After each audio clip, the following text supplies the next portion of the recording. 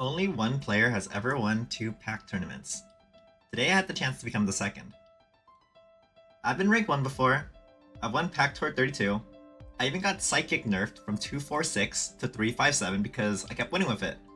But there's still one thing I haven't done, and I was winning 2 tournaments. Because Thomas Wang won the last tournament, making him the only 2-time champion in Pokemon Auto Chess. I thought it would be absolute cinema if I could win this one and join him as the second player to ever win 2 tournaments. Anyway, welcome to the tournament arc sequel. For game 1, I didn't really recognize anyone except for Peppy Donk, who is actually Hex Haunter, who has gotten pretty deep in some tournaments, and he's a pretty solid player. For the first game, I'm going to talk a bit about the strategy. So, I had released a tier list talking about what I thought were the most powerful comps, and Fairy is the outstander for strongest, most consistent comp in the game. However, the game is multidimensional, and typically if there's something strong, there are counters to it. The other thing is that I always think about like layer 1, layer 2, layer 3. Layer 1 is playing fairies, layer 2 is playing maybe like ice or psychic, or maybe some comps that have heavy burst, like water. You can run pads and then counter the shields that way. And then layer 3 is playing just the bad comps that fairy beats. But the bad comps may be able to beat some layer 2 comps. For example, if you're playing against ice, like fighting is a layer 3 comp that might be able to beat a layer 2 comp. I like to think of it like that because then it makes it easier to differentiate the comps. You might want to play a comp, but you need really specific items in order to play certain comps. In this situation, I know I'm allowed to play Fairy because I have the core item for Fairy, which is Razor Fang. And if I get lucky, I can get a Razor Claw later, and that'll make my items very, very good. However, I'm also allowed to play something like Ground in this spot because I can make a Green Orb and then play off my Pillow-Swine. But because I picked the Fossil Stone early and the Eevee early, it's very hard to play that because that means I'm down a component. Now, it's also important to identify tempo in your lobby. In this lobby, I noticed a lot of people made Muscle Shell Bell. There were at least 3 Muscle Shell Bells in my lobby. So in order to counter that, I understand that Razor Fang, Razor Claw, while playing fairies, is the perfect counter. Unless they build Rocky Helmet, the Razor Claw, Razor Fang will always counter Muscle Band because it does too much burst to allow the Muscle Band to be able to even stack up. So a lot of players are fighting and contesting for this early game, but I'm contesting for this late game. For the wands, I like to pick Long Wand and Confuse Wand. You notice I have neither of those, so that's tough. And I like to pick Whirlwind Wand or Tunnel Wand, the final pick, and I like to pick Pounce Wand on the 3rd pick. Again, you notice I have like the final 4, or like the final 2 wands, sorry, but I don't have the first 2 wands that I would like, the Long Wand and stuff. So this game, while you know it looks like I have the right items and stuff, is not very clean. And the reason it's not very clean is because if you notice, my backline is just a single Mischievous level 1, and I added it in. Usually, you want your AD carry to have at least 15 AD and 3 range by the mid game. And knowing I lack damage, I took a Fairy Portal hoping to get one of the range fairies. Now, unfortunately, I hit Skivity and Cresselia, and Cresselia has a total of 12 AD. This position is actually quite dicey despite having type Null, which is a very powerful option. But the problem is I have to hit Mischievous now because I don't have a backline carry. Now, the only reason I'm allowed to do something like this is because I have Mischievous. If I didn't have Mischievous, I probably would have taken some Cope like Skivity and just played it as a 2-range Pokemon and called it a day. But here, I'm actively, like I just need to get this carry online, and I believe that the Mischievous can be good enough, and then I'll have a lot of front lines. And I have like Giga frontline backed up with the Mischievous in the back. And I've also noticed I slammed the heavy duty boots somewhat early in the game. You might be asking why I did this. The reason I did that is because I knew my components can't really work towards a Rocky Helmet, which would be like the other best item in the game. You can refer to my tier list that I posted recently in the VODs about these items and stuff. But basically, yeah, I actually like gave my opinions on the meta, and I basically revealed like much of what I would want to do in this tournament in that video, unsurprisingly. And despite like having posted my ideas. Typically in a tournament, okay, like you want to like it is like a video game, right? Where you're playing against other people. So using like the the art of war, like Sun Tzu strategy of like deception, you don't typically want to expose your strategy. But as a streamer, as a content creator, I expose my strategy all the time. So I'm in the mindset of if I'm gonna expose my strategy, it better be a strategy so powerful that even if it's exposed, it still would win games. And that's where we're at. Now, I'm obviously scouting every single turn. You can see my micro decision. I'm always scouting to figure out what I need to be doing to win the game. Now, even if I'm playing fairy or I'm not playing fairy, depending on like what the lobby is, I will be scouting to see if like it is even like a good angle, basically. It's one of the key things that like can bump up like I guess casual gameplay to tournament level gameplay. And you also notice I made an upgrade. I made this upgrade because I didn't have the items to make loaded dice, so I figure I may as well make something that helps out my mischievous. You'll notice we actually went to 17 HP. Look at how close this lobby is. Look how close this lobby is. The first lobby was actually really close. We went to 17 HP, but you notice once we got stable, we were staying stable for the entire rest of the game.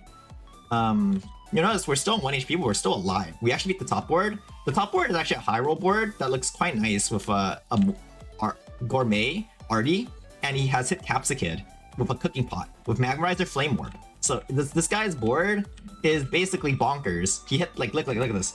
He has double Curry Dish, Cooking Pot Flame Warp Magmarizer, XP Share, and an Aegislash.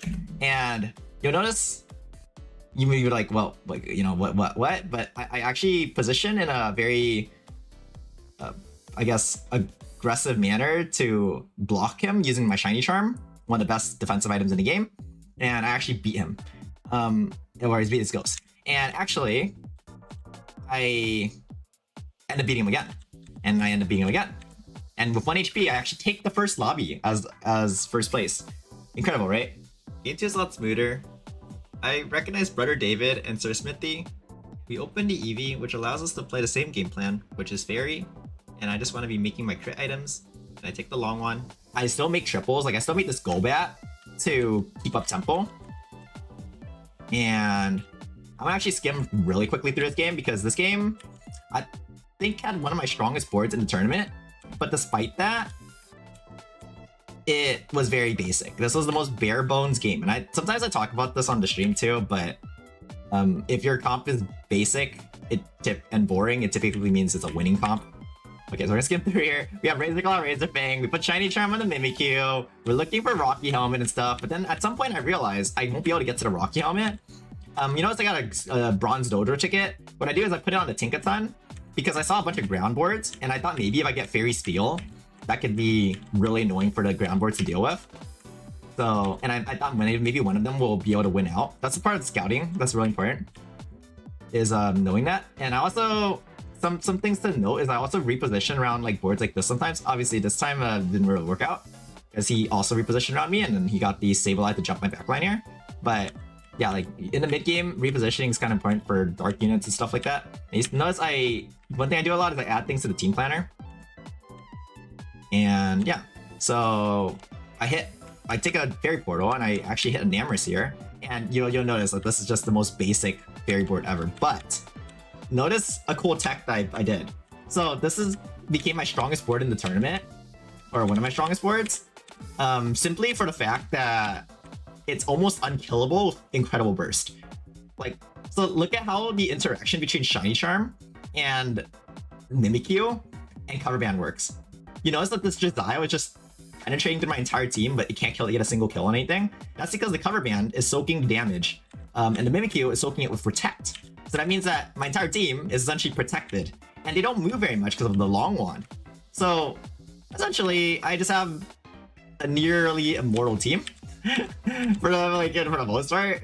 And I go towards this Tinkaton win condition, and I actually hit the Tinkaton.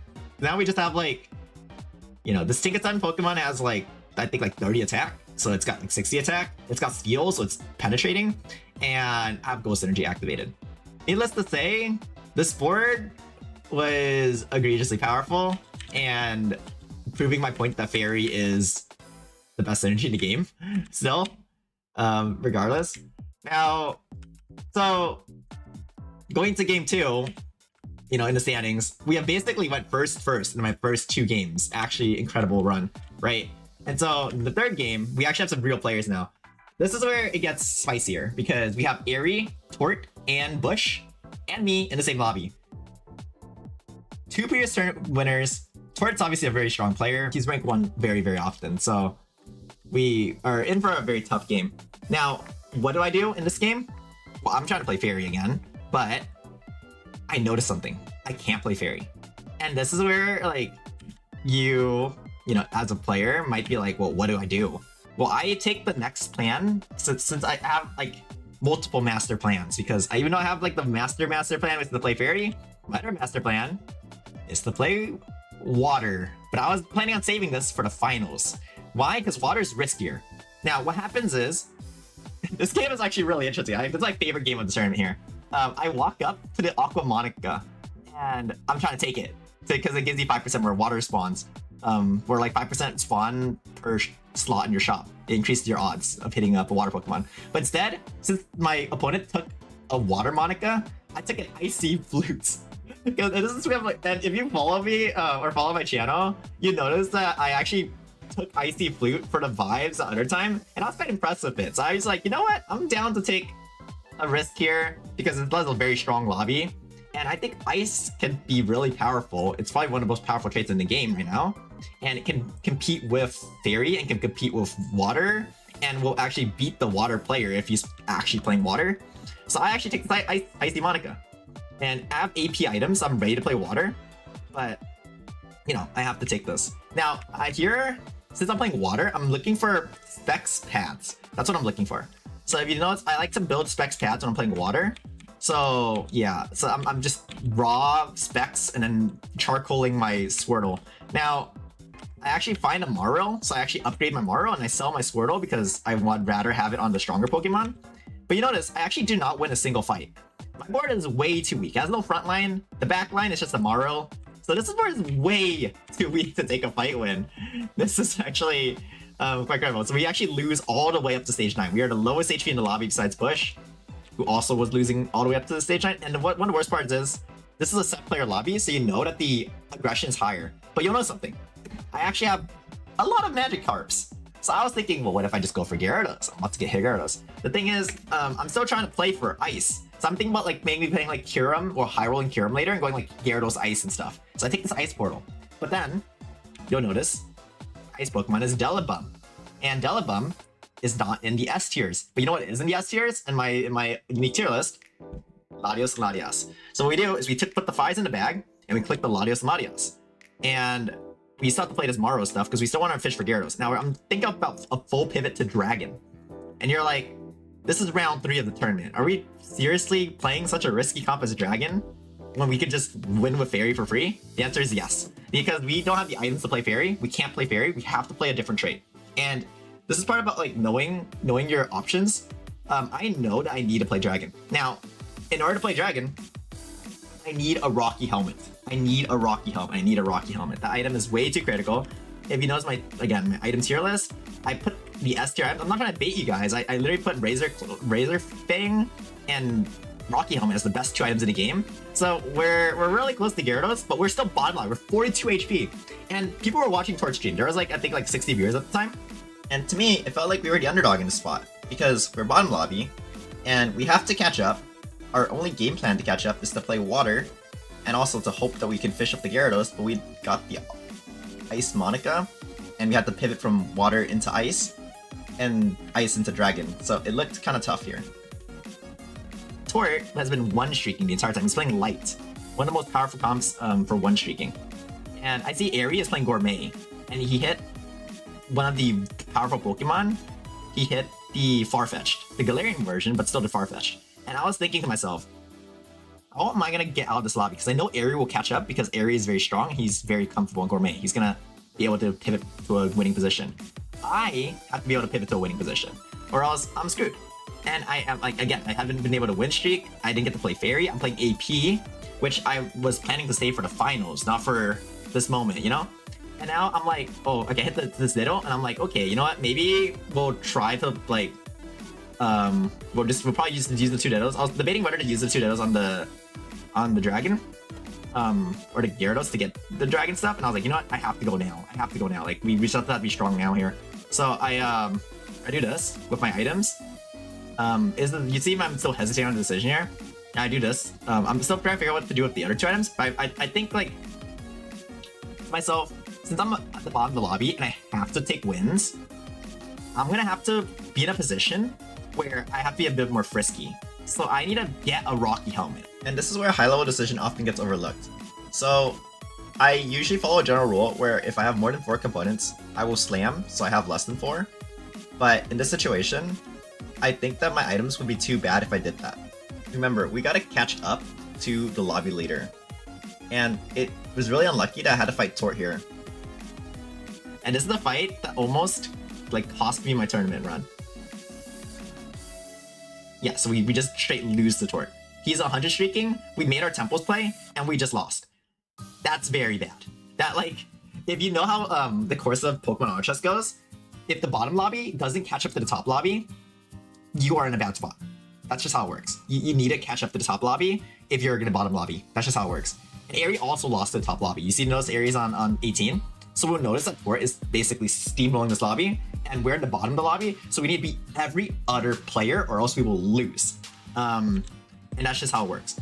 And that's just the nature of like how snowbally this game can be. Now my position is good, don't get me wrong. It's a pretty good position, but I don't have I have to slowly work my way towards having a real board. Now, I make my items, specs, so do pads. Again, these were items I was supposed to build into water for, but I didn't end up playing water because I got forced off my trait because someone else took my Aqua moniker. And you notice we fight the guy who took my Aqua moniker right here. Very fantastic player. Thanks for making my tournament run way harder. But anyway, I mean, they're my opponents, so they're supposed to make my life harder. But we beat them, which is very good. And we're on track to get a pretty decent dragon board. Now we actually fight this fairy board. And notice this fairy player actually picked the Switcher wand. So he ended up switching one of my Pokemon to the front. Now I don't like Switcher wand because it's easy to play around. But in this situation, I like position like this to try to get the Switcher to hit my Lottie and my with the bad Lottie and the Hydreigon instead of the Latias, which has all the items. But the Switcher ended up hitting my Latias anyway somehow. I don't know how that makes any sense. I guess it was the furthest target. So we ended up getting switched here, you see there, and then we just lost the fight off that. We would have actually maybe won the fight. But going into the T20 portal or T20 selection portal section, I felt like this game was very doable because I looked at the traits that other people were playing, and they were traits I can beat. Now I took this double light portal. Now Tor was probably not very happy about this, but I took this portal because I knew I had to do something risky to take the win here. You notice there's not a lot of dragon portals around. In fact, the only dragon portal was taken, so I can't get a dragon portal. So what's the next best thing? Take light. Why? Because I can't U-neck. U-neck would allow me to play Psychic, 5, Light, and then I'll have, you know, like Light 3, Psychic 5, and I'll have a very strong board. Now, instead of hitting U-neck, what do I hit here? I hit Volcanion, or Cresselia, or Ho-Oh. And I'm just thinking, Ho-Oh, are we dead ass? Like, are we really clicking this shit? But no. We don't settle for bad. So we click the Volcanion because we know that. And here's where the flexibility, the knowledge of the gameplay, the basically like just I'm on some crazy mental focus here. When you channel your inner strength as a Pokemon Auto Chess player, you'll understand that this was the only play that would be winning the game. Right? You would see this, and this was the only line that would actually help you win. Now, I actually didn't itemize the Volcanion. Now, this was a big mistake. I didn't know how much AD Volcanion has off the top of my head because I just don't play that mod very much, so I didn't itemize it. And the thing is, that would have, if I lost that fight, that was the tournament. That because I can't afford to take another loss, really. So that was basically the tournament, like life on the line, and I just didn't even put my items on because I'm like digital dummy. But we end up doing more rolls, and then I end up settling on putting the items on, obviously. And you might notice I didn't diddle, despite being really low, I did not diddle the Frigivax earlier. And why? The reason I didn't do that is because I knew that I could hit it off the Ice Monica pretty easily because I have pretty high ice odds. So I'm gonna just play as though I'm gonna hit it. And I did, and I hit it. And then now my board's quite strong. We have Dragon 7, Water, and we're in a really good spot to like, you know, beat this Clef and maybe try to take it off 4. But we have one more threat left in the lobby.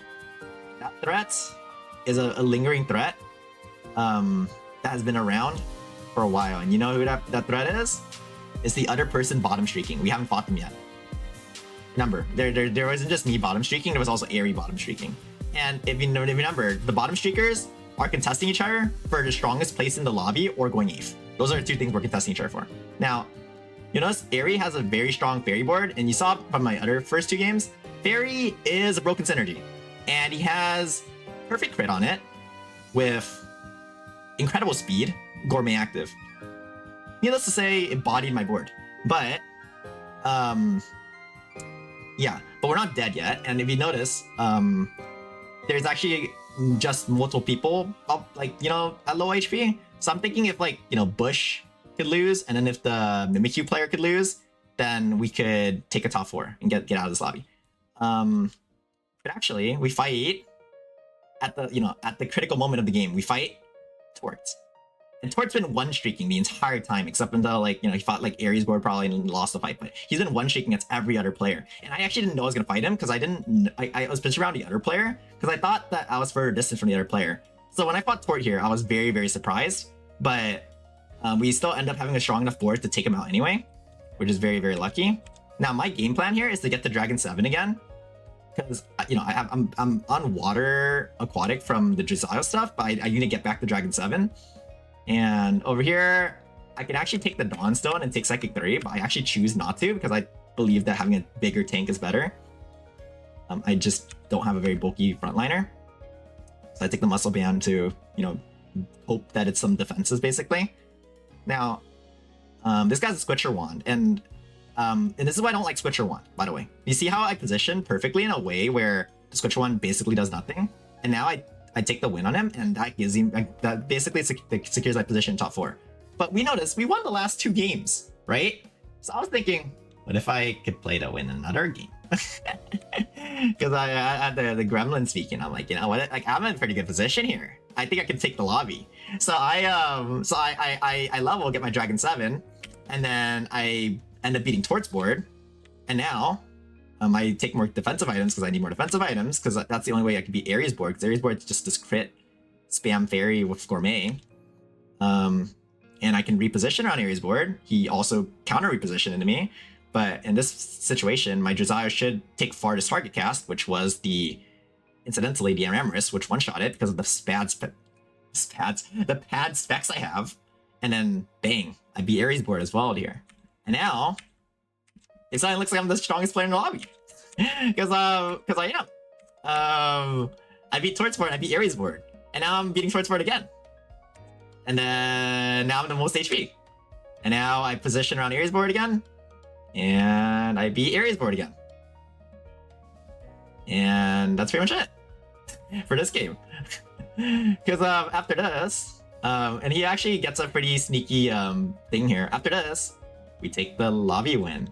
And that, if you notice, we went 1-1 in the last 2 games. This is the 3rd first place in a row. So we're dominating this tournament. We are literally 1-1-1. And I was just like, what if this is the run? Not only is it what if this is the run, but what if this is the run that is gonna cement me as the GOAT of pack? Because if I went undefeated in a Pokemon Auto Chess tour with 100, you know, like 200 players, basically, that's just unheard of. Like, no one's ever done that. And not only that, but this is my 2nd tournament win. Like, you know, like on top of that, I was like the legacy, the cinema, it would just be so incredible, you know? So I like, this gave me more motivation to like play even like harder. Now here, we're gonna go back to the same old. We have double crit off the opener. I was like, oh my God, look at my items. Razor Claw, Razor Fang, off the rip. And you know what I see? And Long Wand. And you know what I see? I see that we can play normal 3, and then I only have 1 triple. So we have to play off that triple. So we make our mock driven and play off the olive carry. That's right, we played olive carry for the first round of rounds of the fight here. Because that was the only triple we naturaled. I don't really like rolling this much this early unless there's a reason to. My general rule is if you have like a good reason to roll, like the 3 pairs basically, you can roll. Or if there's an Ambi-coin lobby and you need to fight for temple really bad, or if you know the rolls will basically take you towards the fight win. But in this situation, rolling is not good because I could just save econ and just like play off econ. So that's why I didn't roll. And you notice we actually lose one fight here because this player CCs my backline somehow. And then we also lose another fight here to Tort, who has crit and rage, whatever. But when we get normal 5 back in, we're quite strong. And then we position to get to a fairy portal or generate a fairy portal. And we play game plan number 1. Uno. We just play your fairies. But you notice I didn't get a portal here. And I was like, shoot. Well, if I take rock, I might low roll. If I take normal, I might low roll. So I'm not gonna take any portal. And I'm just gonna hope for the best. There's lots of fairies in the pool. And we actually had 2 of them. Quite nice. I'm debating which one to pick, but in my heart, I know the play is Mesprit. And here's how I know it's Mesprit. Is because I see another fairy player, I see a claw launcher. And Mesprit is very, very good in the fairy mirror and very good when there's a lot of backline to pressure with the infatuation. So I picked the Mesprit. And we put the items, that was on the carry earlier on the Mesprit. And with this, my board is very stable for a long time. We got Rocky Helmet plus Mesprit plus, this is pretty much the dream. Like, Rocky Helmet double crit is like the best items in the game. Like, I can't really ask for better. So we're basically, like, the only thing I can ask for is like a loaded dice, maybe a max revive, maybe AV, maybe if I wanted to really be greedy, I could go for the set from before, the other game you saw with the cover band, shiny charm setup. But realistically, this is pretty much the best of the best. You can't get any better items. So I'm really being chilling. And so this game is very smooth. We dominate the mid game using the power of broken AF critical hit set. If you don't know why crits are broken, you can kind of just do the math in your head, but it's basically like you're doing 3 times damage. Now, I actually hit an early hat beanie, and that's very, very good because it allows me to basically greed or like kind of wait around and just not roll a lot. I actually rolled into the hat beanie on around this stage, and the reason I wanted the hat beanie so bad that I would be willing to level and pre-roll for it is because I saw another fairy player, so I wanted to contest them off the pool very quickly. So I would actually have my mons, because if I'm contested, I'm not gonna get my mons. And I wanted to get normal 3 because I know I need the normal 3 because I need to keep my mock ribbon. So that's why it's very important to level in this mid game if you're already trying to win, so you can keep your win streak and get fairy 8 in, because it's very hard to keep fairy 8 unless you hit this Happini and keep the normal 3, I mean. So yeah, in this spot, I feel very, very confident, and I actually hit stupid bum Cresselia again, but I also hit Xerneas. Now, we take the Xerneas, obviously, we have to sell Mesprit because Xerneas with no item sucks, so we need to sell Mesprit. I was thinking whether to put the Reaper Cloth on, but I don't think the Reaper Cloth was that good. And then I'm just gonna take the old school loaded dice Razor Fang. Razor Claw Razor Fang set.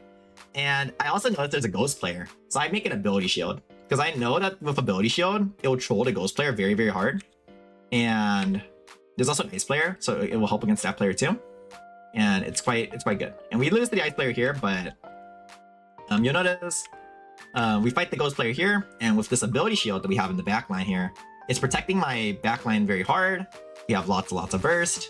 Eventually my T20 will die to the ghost curse, but by that time my team has already wiped their team, and I still have another, Curlia smacking at him. It's not just like my damage is completely gone, I still have a pretty high damage dealer.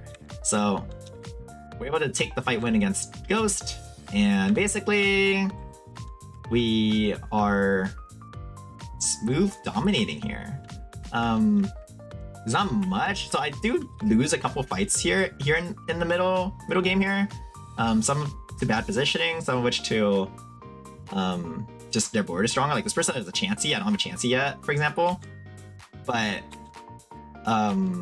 because I'm saving econ, and because I was already winning, I can just be super, super greedy.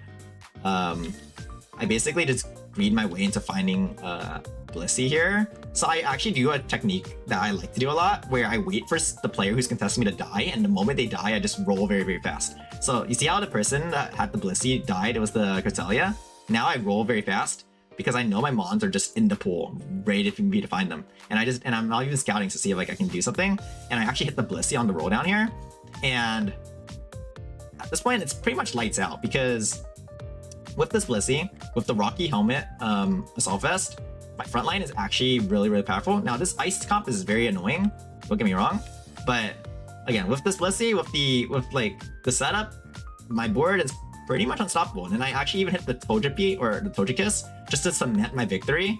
And I'm actually gonna itemize the Togekiss so that it can do more damage, and we beat this other ice board because everyone's playing ice to counter trait into our fairy, and there's another AP player.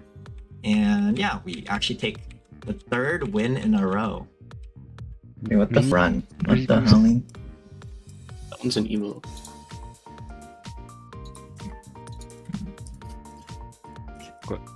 Wait, why are you 1-1-1-1? Yeah, that's what I'm saying. I just need to win 2 more, and then I'll have the literal, like, uncontested what the fun run. Alright, let's introduce game 5 here. We got Hedef, Mezamaru, Airy, We Need Lumber, and Benetto. Now, I know most of their playstyles. I know Benetto likes to play ice based on what we've seen previous games. I know Airy likes to play a bit of Gourmet, we fought him earlier. And I know Lumber likes to play Psychic. We pick up Ami Coin, and I was like, wow, I have a double triple Ami Coin start. It's just clean.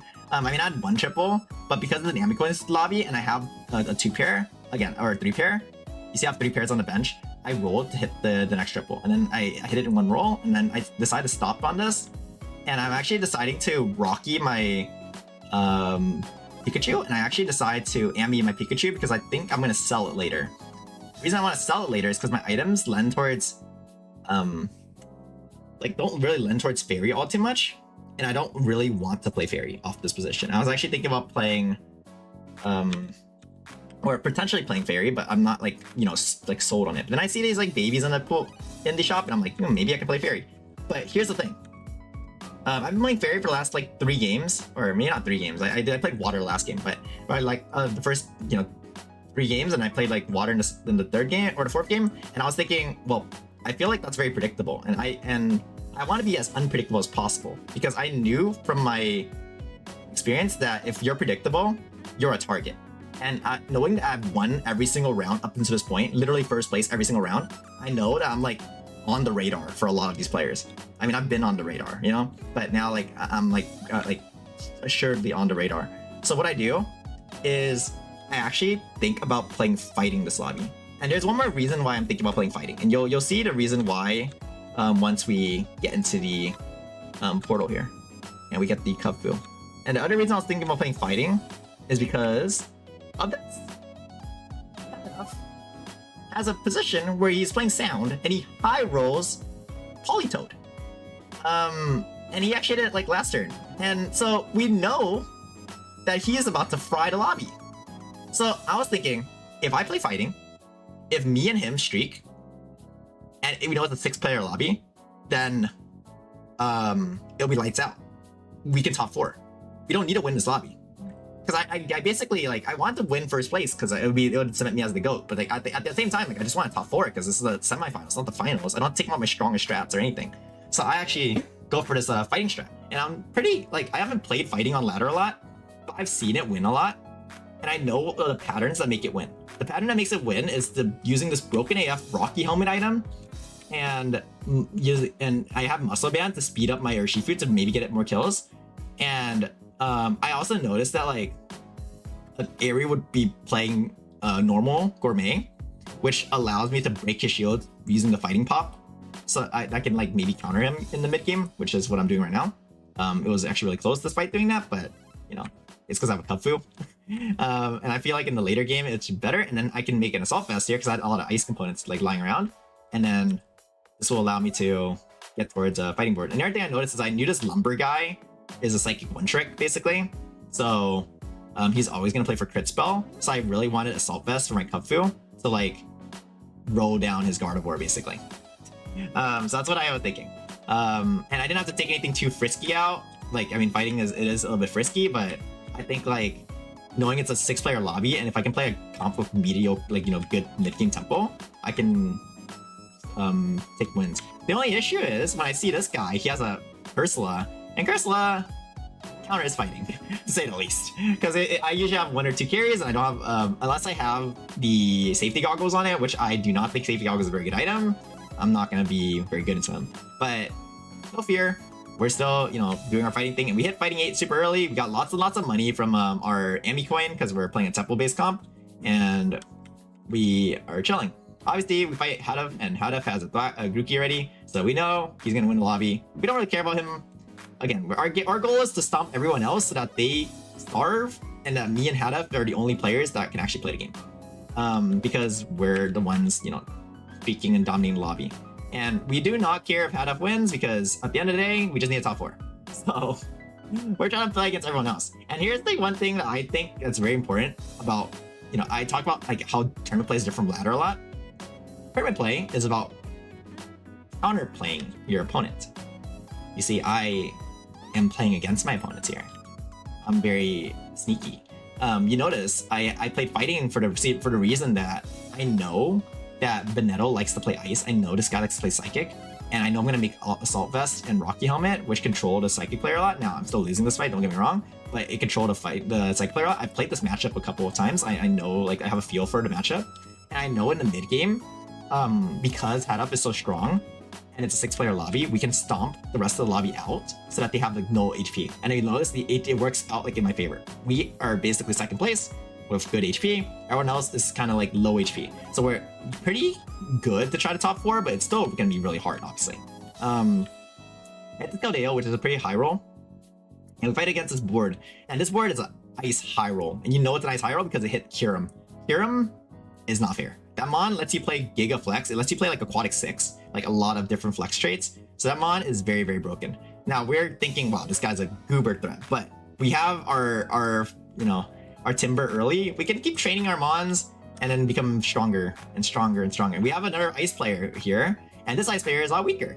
So, because he did not hit Kirim, so we blow him up, which is good. And then and we take this fight win. And then now we're actually top 4 already. Again, 6-player lobby, the lobby is very aggressive. And as it turns out, 2 ice players and a psychic player, well, they're dead because they got targeted. The psychic player not, you know, exit this lobby against all these ice players. And Erie with the normal team got targeted by me with the fighting team. So we're actually top 4 already. What's cool is we actually are strong enough after a bit more stacking that we actually beat the sound team. The Tyrant sound team, the one with like the best items and a thwacky. We beat that. So I was thinking, wait, the dream is back. Now we're not playing for what's it called? You know, we're probably playing for like top 3, like top 4 earlier, but now we're playing for another 1st place for the vibes. Because again, I went first up to this point. If I go first in every single game in the tournament, that'd be freaking nutty for the what's it called, for the plot. So I wanted to get first again, just for the vibes. So I'm playing my heart out here. And we actually lose to the ice team. This is where he's kind of strong, but it's actually quite an unlucky thing that we lost to him, because later we build up the Slot Bunny, and then we put some stuff on it, and then we fight Hadaf's Ghost, where we suffer the miserable defeat to his broken sound team. And I was thinking, well, I guess he has 2 Dwackies now, so I guess I lose.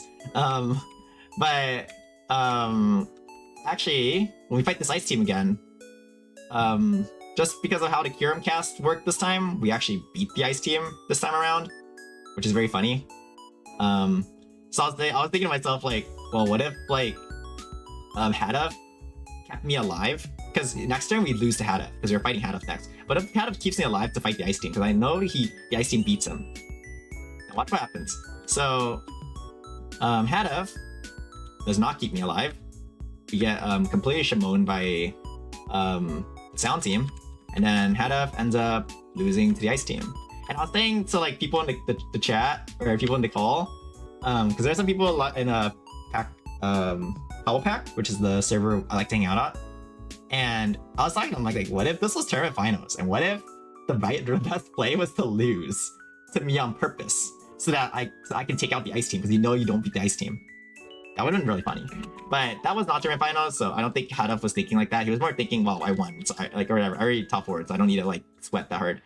Going to this finals, I knew my strategy was solid, but the thing is, this is finals. This is where you have to pull out your stops. This is where you have to pull out your risk taking, because you need to take the first place to take the tournament win. And I know Fairy is a safe comp, and I will play Fairy if I'm given the opportunity. But again, I have to take my strongest strats out. So you know we're gonna play this tournament? Oh, you know we're gonna play. So first, we try to take the baby portal, because that'll give us the angle towards baby Fairy. And I was thinking, well, if I could pull out double baby 7 into finals, I would. I would do it immediately. But then I don't get the baby region. It's very bad. And I'm thinking, well, what do I even do here? Do I take the spoon and go frisky and try to play water? Or do I take the hard scale, because that's the best component here? And that's what I've been doing the entire tournament, is just taking the best component and playing.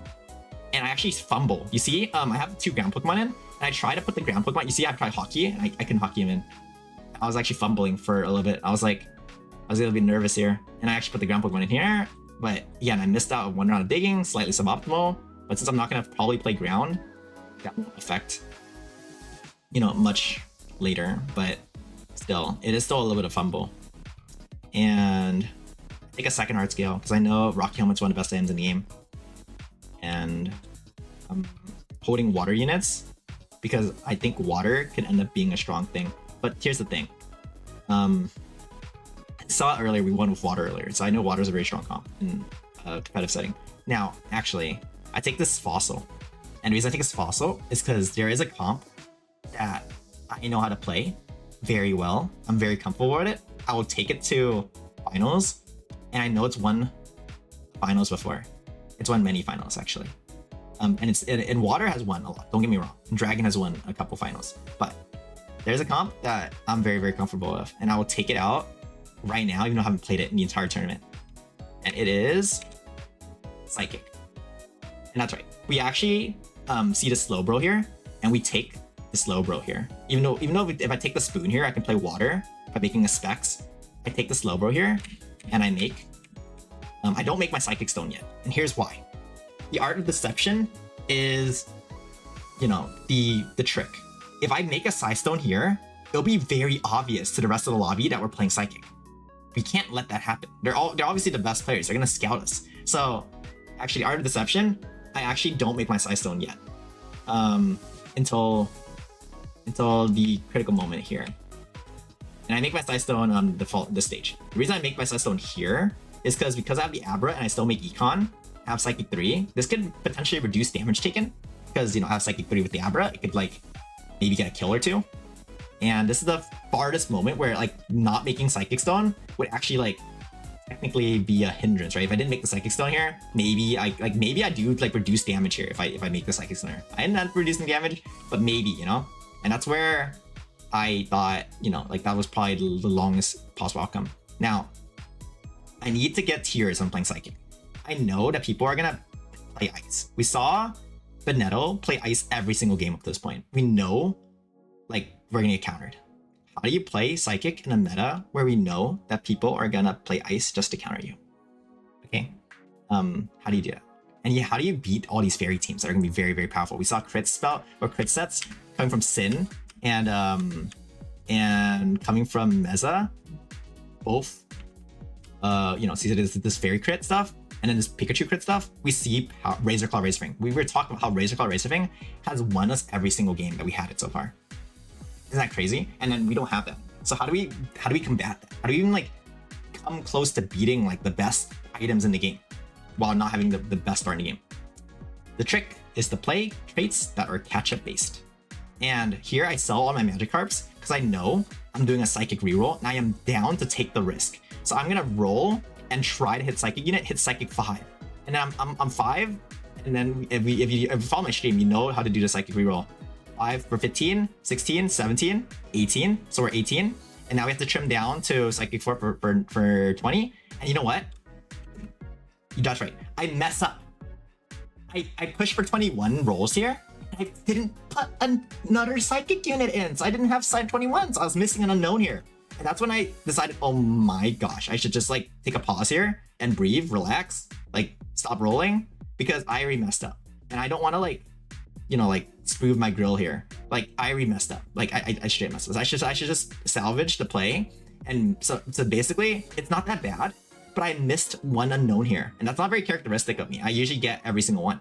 All the value of all these unknowns are very, very important for being able to, you know, take your psychic value in mid game, late game. So yeah. And actually what's funny is I hit this Cacturn triple. And I'm like, do I even play Cacturn triple? Well, let's find out. Because if you take a portal and I would play that as my tank, then I'll play that as my tank. Sure. So I take a psychic portal. I hit Sigalith and I'm like, yes, I love Sigalith. You notice it was in my S tiers for strongest mons in the game. Or like SS. I think it was in my regular S tier, not my SS tier, but it's like one of the strongest mons in the game. And I'm like, oh my god, like we can do this. And then all we gotta do, so we make 50 here. And we do a little bit of scouting, but I'm gonna skim past a lot of the stuff.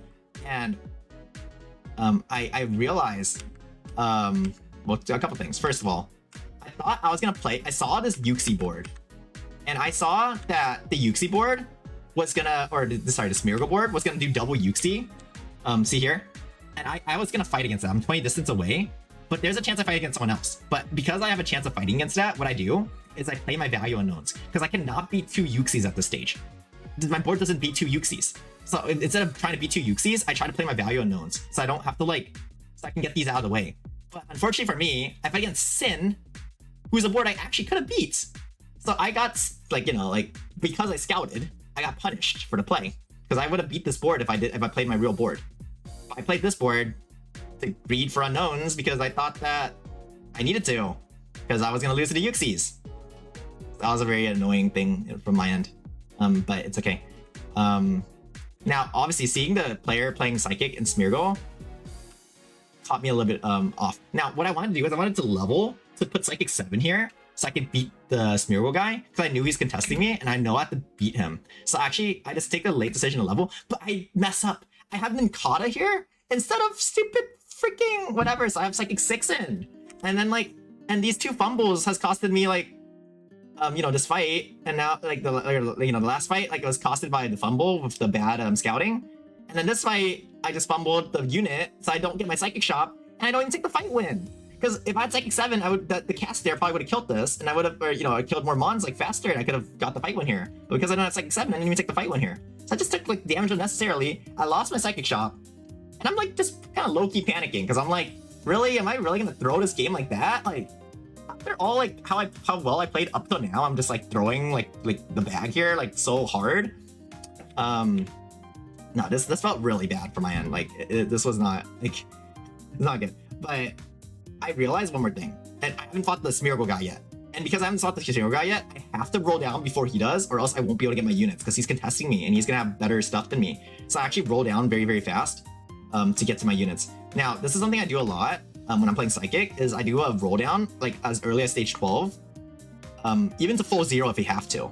Because you need to just get to a board where you're like giga stable, and then you can just do nothing for a very, very long time and play on level 7. This is what I like. Instead of playing on level 8, you play on level 7. That's a very common Psychic pattern. That way you can greed for unknowns. And this is when the Psychic buff like became really, really handy, when he made it so that you can actually play the unknowns every single turn without having to be level 8. See how I'm playing the unknown here? Again, you need to be able to do this so you can squeeze your value back. That's what makes Psychic strong. Now, we know Bonetto's playing Ice, but luckily, since we rolled and wasted all our gold, we didn't fight him at the right interval here, we take the win against him. Ice usually beats you, but because we're in a spot where we got to roll super early and they didn't, because if they roll to match us, they don't have econ off of the unknown, so they can't really do that. I was thinking about putting RD2 in here, but I didn't have time, so I just sold my RD guys. I take the Sigalith off the board because I know Sigalith is too powerful, so one-shot the Mew duo. And if he one-shots the Mew duo, then I can't get my unknown to go through. So you have to just weaken. It's kind of a common pattern. I make a Specs. I'm looking for a Specs Soldu, so I can do like the Grookey pivot later. So I noticed me ice boards, and the way you beat ice as psychic is to play what I call AD psychic. You might be thinking, what does that even mean? AD psychic. You're an AP trait. You get ability power. How the heck are you gonna play AD with psychic? No, but you gotta hear me out. You need to use Grookey to generate speed, and then you can play AD psychic using the power of Abra as your main damage dealer. Now, we still have to get to that position. Don't get me wrong, but we're trying to build towards that position. We also know Bronzor is in the lobby, which can give us sound too, give us attack for our bonds too. Now, we play and get 2 Dittos, and these 2 Dittos are gonna be only for Grookey, right? We have to hold these Dittos to the end of time. And we fight Rise here, who is playing Ice, and my Cacturn, which I made earlier, is going bonkers here. You see this? Crazy. The Cacturn actually casted on all his mons, and we actually take the fight win against another Ice board. Very, very lucky, because that means that we don't have to deal with that, basically, for a while. And obviously Ice will counter Psychic late game, so we really don't want to deal with that. And fighting him like as early as now is one of the ways you can combat having to beat strong Ice boards. Here, I put in a Yuxi because I saw that this guy's playing an Amorphous board, but if I put a Yuxi in, there's a good chance that I can beat him. And I don't even have to level or do anything special. I can just put this Yuxi in and it'll probably be enough. And it was enough. I had to craft the Pokédoll just in case because he looked kind of strong, but yeah, I also put my loaded dice on because that builds towards my AD psychic win condition. Now I'm fighting Sin's board here, and he's playing this powerful Steel board, and Steel counters, they ever doing crap out of Rocky Helmet because you can't really Rocky Helmet a Steel board. But I know that if I put more HP on the board, I can maybe take the fight win. So I put this Unknown J in. I was hoping this Unknown J would go off. You see how close it is? But then it gets blasted by a Porygon. And because it gets blasted by a Porygon here, you notice how close the fight is? If I got those J's, maybe it would have done something, but it looks still close, and I don't know if I would have won anyway. Now, going a bit forward here, we find more value unknowns, and we still have a very basic game plan. Get Psychic Grookler. Okay, I mean, you know me. I invented the Psychic Grookler stat. You don't think I'm going to play it in the tournament finals? Of course I'm going to play it in the tournament finals. What are we talking about? So we're setting it up very well here, and we take Vic here. Now, I think maybe Cress in hindsight might have been better. I'm not sure, but we take the Vic here, and I think Vic is a very powerful Pokemon. It has 300 HP, very, very bulky, and get our Psychic Grookler. And this is where the game has to, do something for us. We did it. We got to our win condition. This is the win condition that we were setting up. We have it, right? The Psychic Grookler, AD Psychic. And I'm making Red Orb. Red Orb in Psychic, yeah. And I put Boots on because I just want more defensive items. And this is it. This is the board. This has to take us home. If this doesn't take us home, then we can't win. And you notice if I buried immediately, and again, immediately Switcher wanded, but my Mons moved to the right spot, and then, my Grookler's in the middle of the board, but it's looking okay, but then my Abra teleports right behind the stupid Xerneas, and we lose the fight. And I'm like, really? We're losing here? Like, we just got our power spike and we're losing. That's incredible, right? So I'm like, okay, well, we're so close to Zam that we can just get Zam. Like, surely Zam will, carry us, right? So I roll, so I can hit Alakazam. Because I know that Kirlia is going to be really hotly contested by the other Psychic player. I'm thinking about debating on dittoing it, and I'm like, yeah, I should ditto it. Like, it's too important. Like, we need to get Zam right now. And I'm like, oh my gosh, we have Stolosis too? Like, I mean, this mon's not that good, but I mean, I'll take it. It's a good mon if it's, pretty much free. So, and I fight this board, and I didn't get to count this board. And I'm like, are you kidding me? Like, this board? Because it one-shots my board. It's, so annoying, because in my mind, he hit Smeargle, and he hit, what's it called? Eunuch. And I did not. In my mind, this is so dumb because I, had a better Psychic position, but he just has a better board than me because he just has broken Legendary and T10, and I don't, right? So I'm just thinking, wow, this is so stupid. But I was thinking, well, there's 2 ice boards. He'll probably die to one of them. And honestly, my board that can beat the ice board, well, his can't. So, I have an advantage on that front. But it's just so annoying because this is why I hate the Psychic Mirror, because it's just well, I could have also beat him if I spaced out too, but I didn't space out my Mons too. So that was really bad. And I'm on 1 HP now. Tournament life on the line, 1 HP. And I'm playing against Ice. And Watch what happens here. So we actually with our Grookey win condition here, we actually do not beat the ice team. And I was like, oh shoot. Because I thought that would win against the ice team. And actually, like but I killed enough units that I was actually not 1 HP. So we're now on true 1. This is it. This is the last stand. If I lose one more fight, we are out of the tournament. And we are gonna bottom 4 in the finals after getting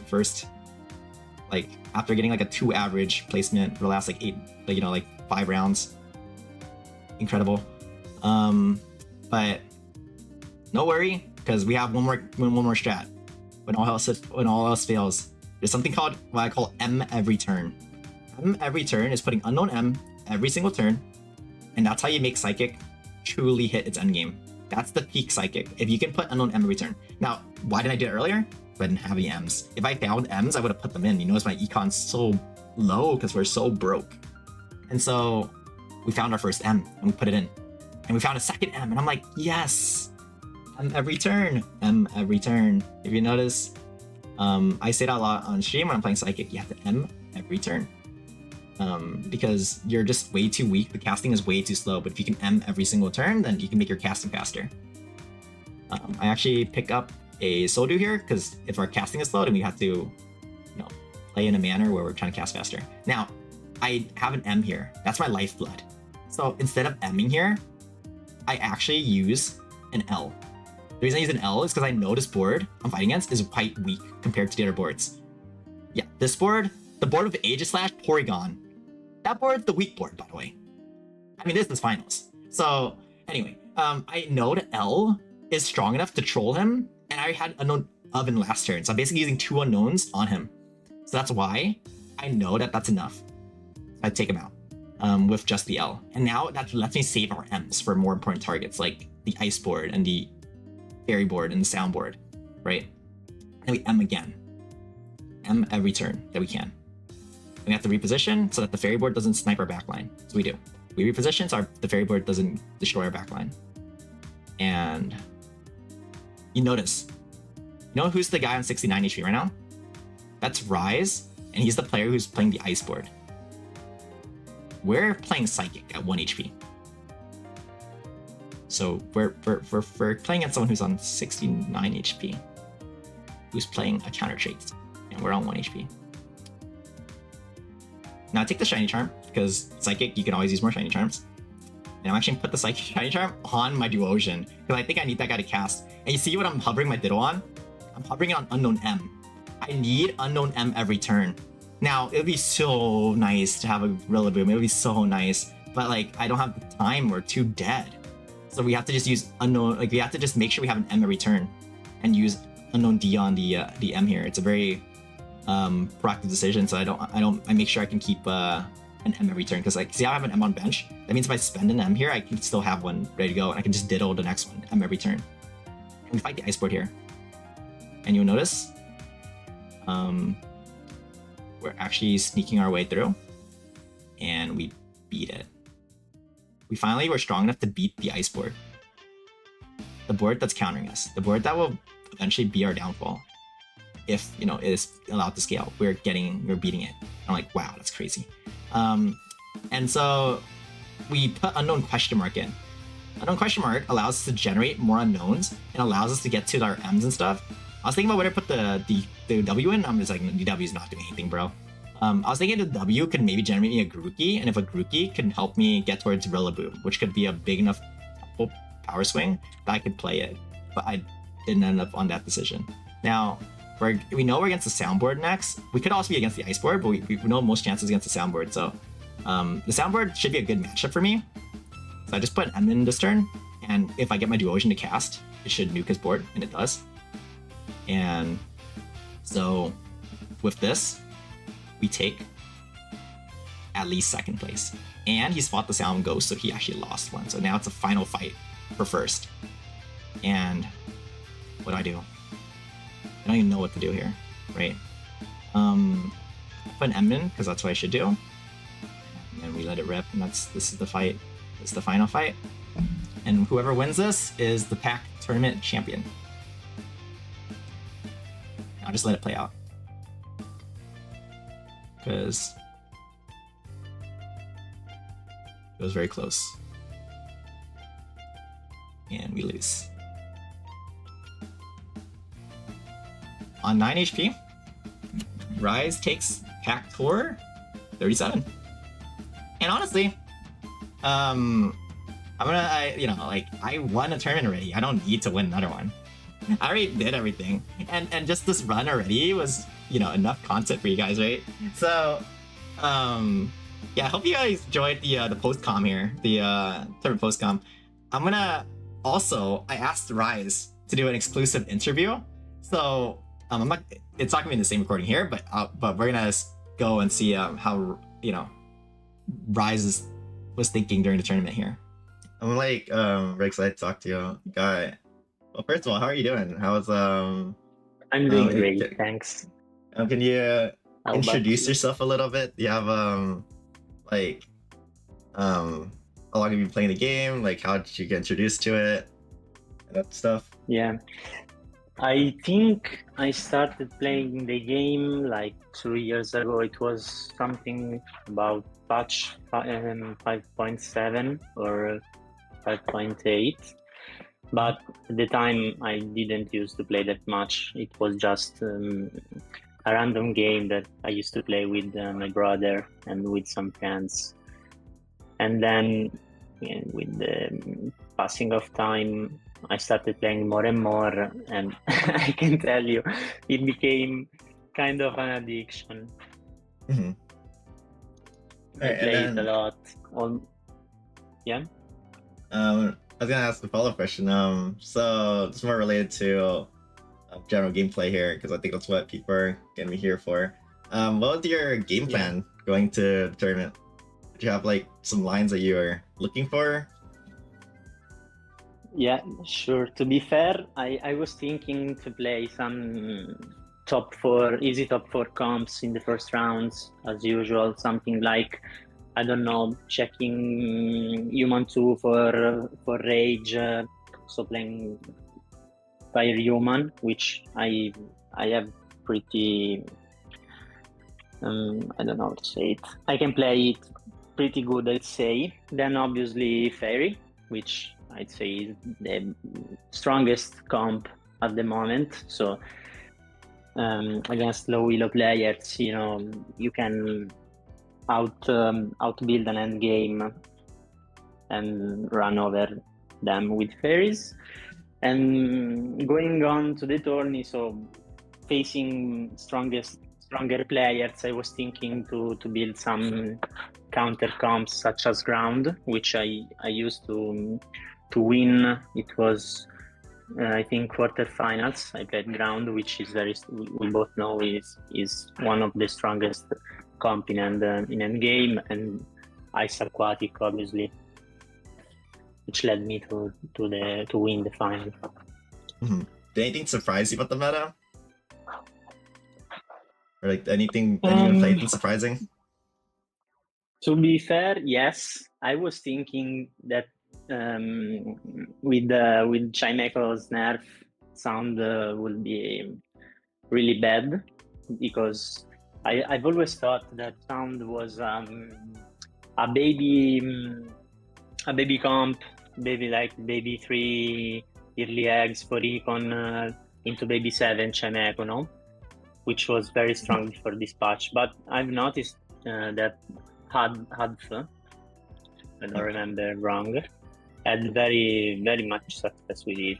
He won semifinals, maybe he went second semifinals, and third, which I think I was also a little bit lucky with the matchmaking, because if I had to face him one versus one, I would never beat that scary wild mat. So sound, yeah, was pretty interesting discover. Yeah, I was thinking about sound as well.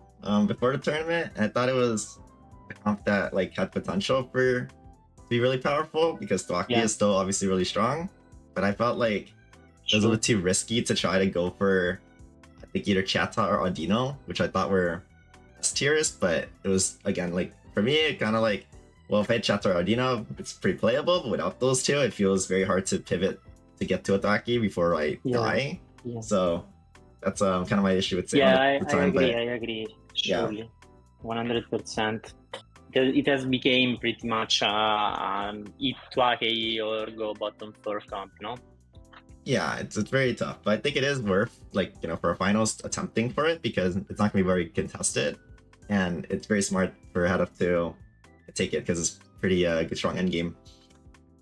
Definitely, I agree. Also, he got to add Wolmer, if I don't remember wrong, which is game changing, obviously, since it has 400 HP and Sound needs a lot of tank to scale. You know, I was gonna play Psychic in the finals. Sorry, I didn't understand. Like, did you know I was gonna play Psychic in the finals? Did you predict that? Yeah. I predicted it. Yes. I didn't as soon play as all tournament. so you did not. Yeah, I noticed. I noticed you played Fairy a lot, obviously. And to be fair, it was a great choice since it's very good. But yeah, I had a feeling you would play Psychic in the finals since he's for sure your best synergy. So you could outplay all of us. Definitely. For the final game, was there any moment that you like was kind of like you thought that you were in trouble? Like, was there any like I guess like problems you ran into? Yeah. I think I got two very problematic moments. The first one was I do not remember well. Probably it was around 15 or 16 when I faced you the second time. Sorry.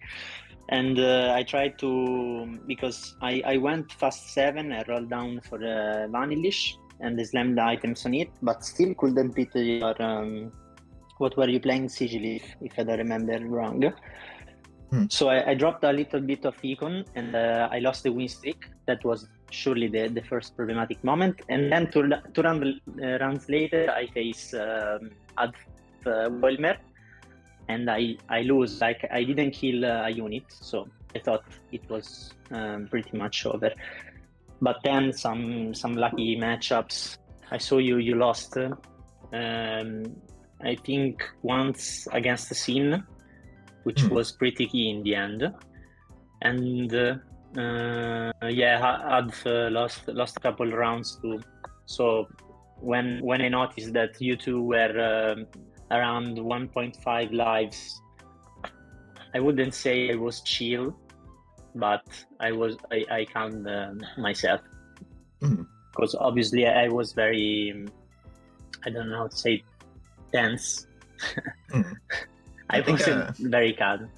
I think it was like a rock paper scissors situation at the end. We had the most HP, so you're gonna come out. But one thing I was noticing too is I don't think Hadaf expected me to play Psychic because it had a really good matchup to the soundboard.